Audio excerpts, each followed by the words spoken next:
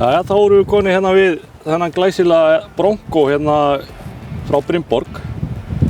Við erum svona aðeins búin að vera leifunum að finna fyrir því smá hérna. Jói, þú ert mikill hérna jeppamaður, þú þekkir þetta frá fyrir tíð líka. Hvernig finnst þér þessi bíll?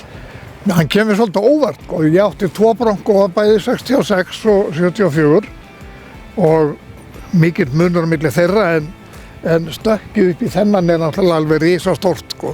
Því að nú erum greinilega þeir fyrir vestan í Ameríku búnir að vera leika sér sko með þennan bíl og reyna að finna upp alla mögulega kosti og enga galla held ég. Nei. Nú þetta til dæmis eins og þessi hérna.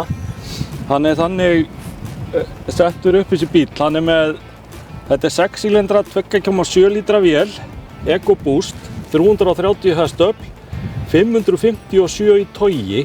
Hvað þýðir þetta tog? Það þýðir náttúrulega það að við getum verið að láta bílinn vera að puða, ef við getum orðað þannig, taka á í erfiðar akstursaðstæður og hann hefur alltaf nóg afl, hann hefur alltaf nóg til að taka. Já. Því hærri NM-tala, því meiri seglæri bílnum, ef við getum orðað þannig, til að halda áfram. Bíllinn á að komast yfir hvaða hindranir sem getur sagt, í eðlilegum torfærakstri. Við erum ekki að tala neitt ekstra mikið, heldur bara það sem við eigum og megum gera, því að allavega hér á landi erum við með mjög stífa reglur það hvað má og hvað má ekki í það sem aðrir kalla utanvegaakstur, ég vil kalla bara torfærakstur, vegna þess að við erum ekki utanvegaakstur, við erum að fara slóða sem erfiður og þá þarf kannski bíllinn virkilega að puða. Já. Og það í þessum bíl eru stillingar eins og það hægt að keyra hann í sandi, það hægt að keyra hann í svona leirkenndum slóðum og það hægt að keyra hann í svona það sem grjótrauningar eru og svoleiðis. Þetta allt saman, það eru sér stillingar fyrir hvert þessara atriða, það ekki? Jú, það til þess náttúrulega, ef við erum að keyra í sandi og mjúkri drullu þá búið að jafna átækið þannig að hann eigi sem sísta spóla. Aftur á móti rokk eða grjótstillingin, hún hugsuð til þess að þið verðum að fara upp torfæra slóða, það sem mikið af grjóti, runnið úr, kannski yfir veturinn og bara grjót eftir. Þá klifrar hann bara frá steini yfir á stein, án þess að spóla. Það fítusinn. Það fítusinn og í þessum bíl líka þannig system að minnkar beygjuradíusinn eftir því sem að þú keyrir hæga. Þá hann með svona beygjuaðstoð. Já, og það held ég að sé bara eins og litla aksturs við erum búin að vera, við hefum ekki fundið fyrir þessu. Þetta eitthvað sem að eigandi af svona bíl finnur út örugglega lengri tíma alla það kosti sem að getur togað út úr bílnum. Og við fundum alveg greinilega þegar við vorum að keyra hérna áðan að þegar við jukum ferðina og breyttum aðeins þessum akstursstillingum. Já, þá verða höggin, þá svarar hann höggunum betur þannig að þetta næri ekki upp. Kom óvart nefnilega þegar við vorum bara í venjulegri stillingu að keyra á bara venjulegu vegi, það virkar bílinn svolítið hastur.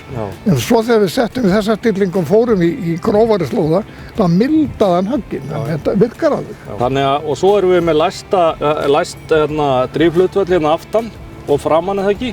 Ég held að sé framan líka. Hann með rafmagnslæsingu báðum megin sem að gerir það verkum að það alltaf jafnt átak á hjólunum. Já, og þá náttúrulega minnkum við bæði í drullu og eins ekki síður í snjó að vetur til. Þá þetta frábær kostur að fá þetta jafna át. Þetta nokkuð skemmtilegu bíl, hann virkilega flottur. Þetta stór jeppi, maður finnur svolítið fyrir því. Ég fór til Keflavíkur í gær og leyfði honum aðeins að fjúka á Keflavíkurveginum og maður finnur alveg, sko það mjög gott að aka honum á svona cirka 110. Þá var ég komin 20 yfir leiðan á hámarksræða reyndar en ég leyfði honum að fara. og hann mjög þægilegur í akstri. Það ekki, þú finnur ekkert fyrir því að þú sért á svona stórum bíl með stórum dekk og það sem kom kannski, hann stór, maður finnur það svolítið. Við sjáum það náttúrulega, sko, þessi bíl og við getum hort svolítið á nokkrar útgáfur Landráður jeppan líka. Þetta eru ennþá jeppar, þetta ekki sportjeppi, þetta bara alvöru jeppi. Þetta alvöru jeppi. Með öllan drifbúnað og kosti og fjöðrun og annað sem alvöru jeppar þurfa að hafa. Svo líka með þennan bíl hægt að rífa nánast í sundur. Þú getur tekið á honum þakið, það hægt að taka á honum hurðarnar. Það nú yfirleitt gott sumarveðri hérna á Íslandi, það fínt að vera til dæmis upp á fjöllum meðan alveg opinn. En þetta allavega hægt. Já, þetta hægt. Og mér skilst að maður sé svolítið tíma að taka hann í sundur. Ég spurði Gull áðan hvort við ættum að gera það og hann sagði það enda bara með því að við þyrftum að skilja megnið þessu eftir ef við færum að við ætlum ekki að gera það, en það mjög gaman að fá að prófa svona eins öðruvísi bíl. Þetta bensínbíl og hann að eyða að meðaltali, ég horfi bara það sem stendur í mælaborðinu. Hann eyddi 14,9 þegar ég tók við honum í gær, meðaleyðslan. Þegar ég var búinn að keyra til Keflavíkur í gær og tilbaka núna í morgun þá var hann í 14,7. Ok. Annar kostur sem ég sé af þennan bíl, hann afgreiddur á alvöru dekkjum. Þetta eru stór, góð, gróf dekk sem henta alveg 100% fyrir alla torfærakstur í okkur á Íslandi. En samt ekki það stóra, hann sleppur vel í innanbæjaræstu líka. Já, við ætlum að kíkja aðeins aftur í bílinn hérna. Heyrðu, hann opnast, sjáu ég hérna. Alveg til liðar. Já, þetta alveg svaka opnun hérna. Þetta meira en 90 gráður. Svo lyftist þetta hérna upp. Þetta fínt að vinna hérna. Þegar maður að setja eitthvað inn í bílinn hérna. Sjáu þetta hérna maður. Segja að sé 3000 lítra geymslupláss, þetta bara eins og víngeymsla í góðum vínkjallara. Hérna eru síðan pokar undir ef þú ætlar að taka hann í sundur. Takk hlerana af og svona. Já, setja hann í parta. Já. En þetta rosa gott pláss hérna. Þetta hátt uppi og gúmmímotta undir. Annars erum við með svona viðgerðarkit hér. En þetta ekki til þess að ef maður þarf að pissa inn í bílnum. Það nú alveg. Nei. Það alvöru sem að alvöru. Þetta mjög flott. Þetta að hugsa fyrir öllu hérna. Það ekki? Þannig lokum við þessu bara. Svona. Þetta náttúrulega svolítið heavy. Hérna hægt að læsa honum alltaf og opna. Hérna ef maður með lykilinn á sér, hann bara í gangi núna. Hérna síðan myndavél, sjáu þið. Hún ansi skýr myndavélin í honum. Og það náttúrulega myndavél að framan líka. Kemur ansi vel út. Heyrðu, eigum við kannski að keyra hann aðeins og fá smá svona update á það, hvernig akkunum. Hérna erum við með traktorkontról. Þetta getur að taka af þarna Trail Turn Assist, já, ok. Þetta beygjuaðstoðin. Beygjuaðstoðin. Og hérna erum við með bara, hvað kemur hérna? Locking Differentials, ok, það bara hægt þegar hann í fórvílstæð. Já, ok. Þá veistu hvað takkan að gera. Þá veitum við hvað takkan að gera hérna. Þetta eru aukatakar hérna. Ef maður vill setja einhvern auka ljósabúna þá hægt að vera með takka hér til þess að stilla inn á. Og þetta snyrtispegill hérna í þessu. En allavega, svo erum við hérna með, eru rafmagnsrúðurnar, hérna eru speglarnir stiltir og svo erum við hérna með bara skjá hérna, snertiskjá, Sync 4 hérna, samskiptakerfi í þessu. Og útvarpið og það hægt að fara inn á Android Auto eða Apple CarPlay. Það navigation í honum og síðan eru eiginleikar bílsins. Hérna getum við farið í akstursaðstoðarkerfin sem eru ansi mörg í honum. Bara hefðbundin og svo towing, connection checklist hérna. Hægt að fara í conventional towing. Og þá eitthvað eitt af upp í 8 sem við getum látið minna á. Þetta svona orðið eins og í Boeing þotu.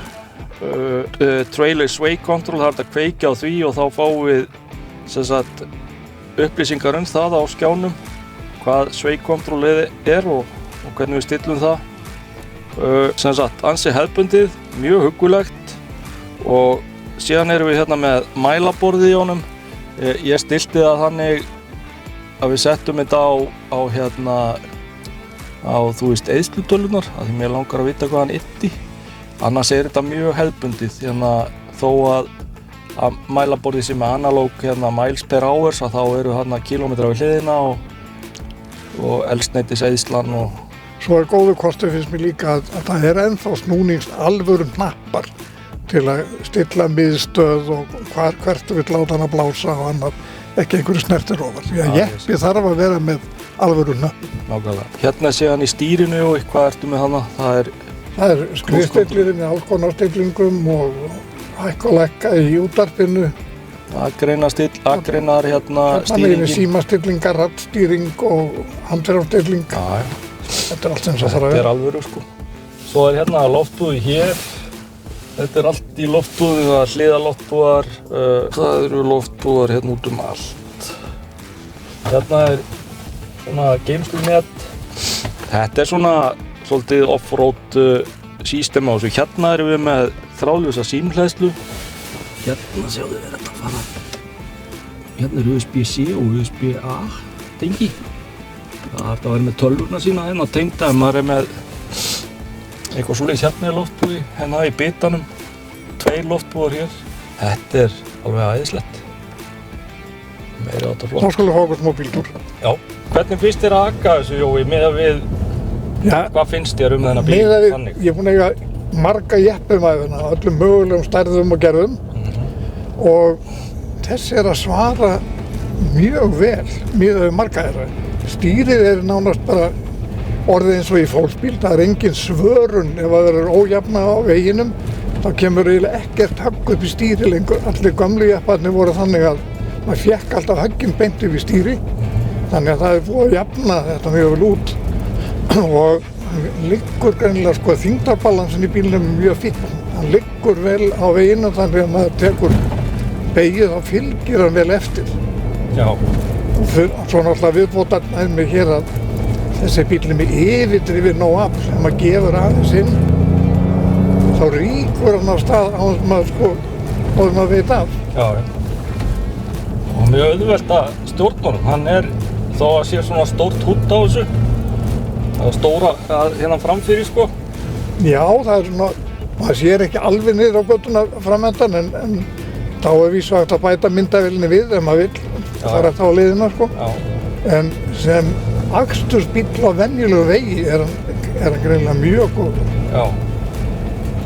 Og það eru þessir stillingamöguleika þannig að hann verður svo fjölhæfur sem jeppi. Alveg örugglega því og ég trúi því að ef maður myndi eigna svona bíl þá myndi það taka dágóðan tíma að vinna sig í gegnum alla þessa möguleika. Hvað bílinn getur gert og hvað er praktískast í hverju tilfelli.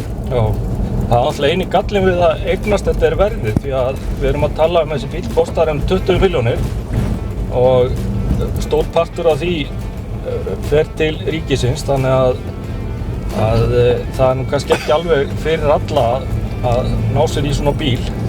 Nei, en það geta allir látið sér dreyma allavega ennþá með að okkur leyft að eiga bensínbíla þá er það þannig.